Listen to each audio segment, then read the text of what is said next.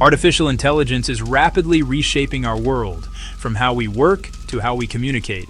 Yet, behind the seamless conversations with chatbots and the stunning images generated in seconds lies a voracious and rapidly growing appetite for electricity.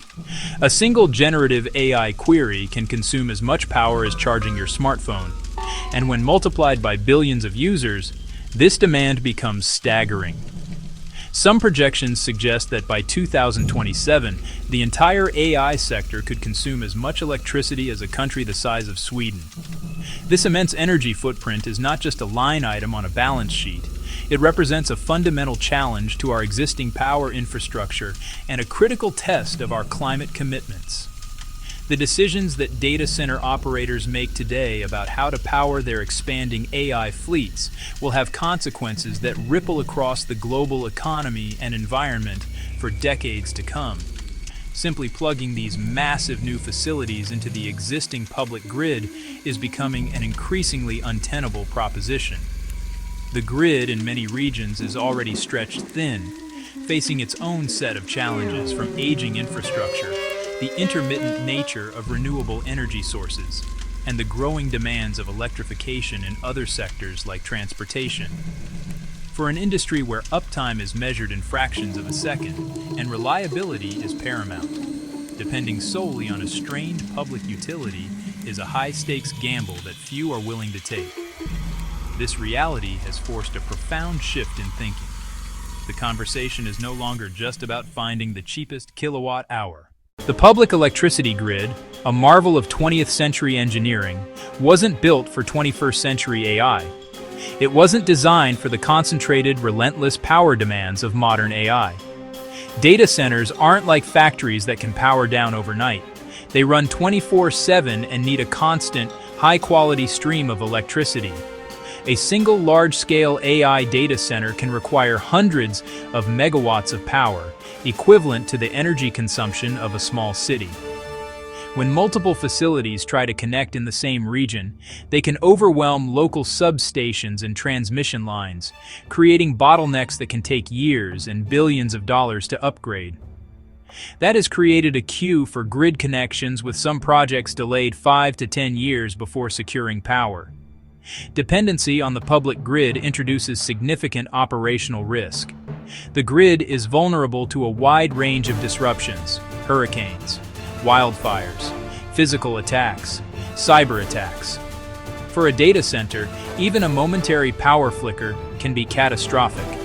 It can cause data corruption, hardware damage, and costly downtime that can impact millions of users. As climate change intensifies extreme weather, grid reliability becomes an even bigger concern. For AI companies, whose services are critical to the global economy, this vulnerability is unacceptable.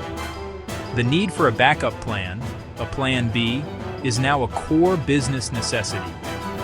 Pressure is mounting from investors, customers.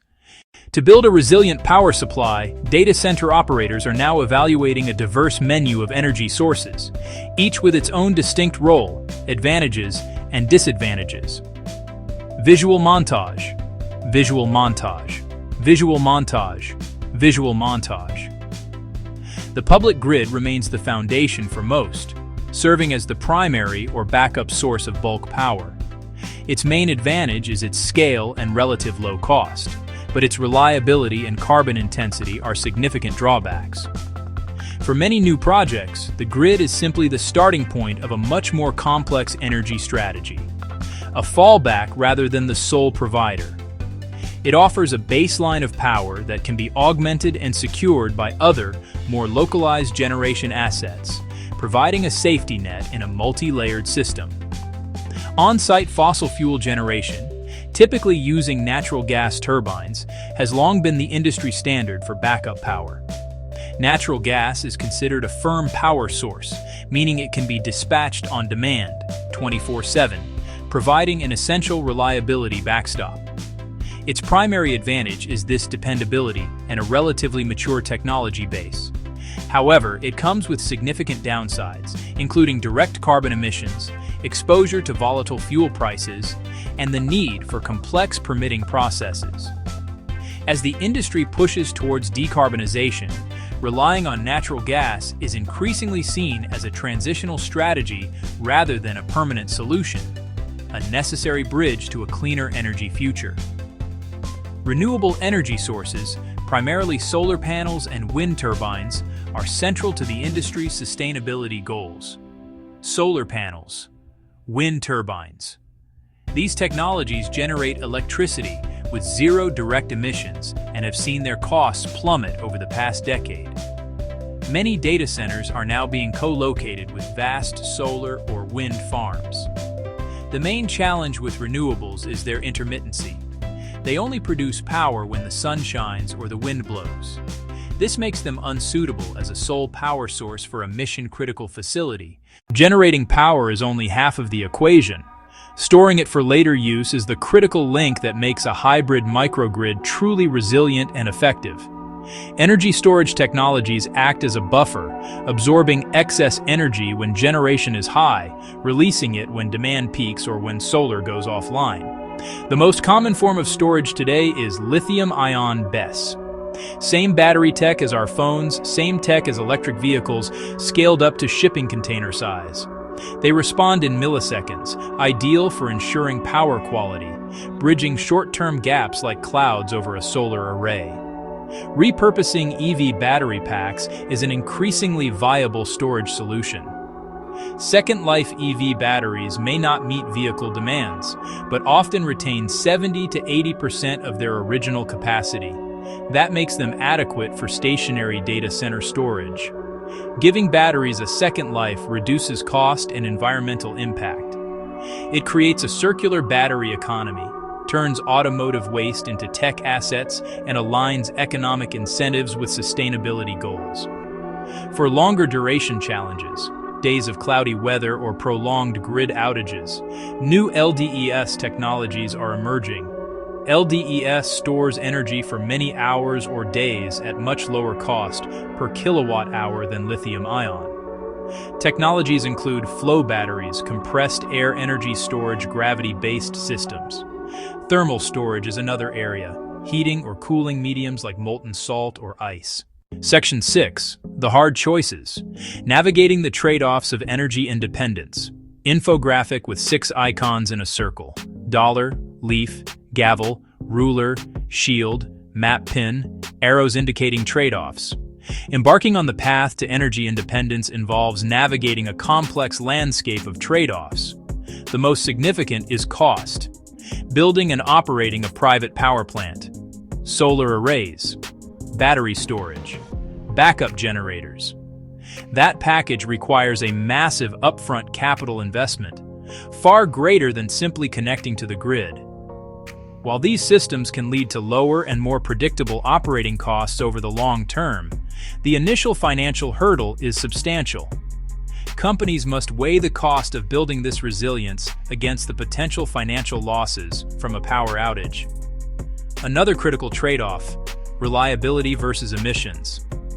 The most dependable firm power today, natural gas generators, produce carbon emissions. Operators must balance 100% uptime needs with corporate sustainability commitments. Choosing a purely renewable and storage-based system might look good environmentally, but it could introduce unacceptable risk if storage duration is insufficient for a prolonged outage.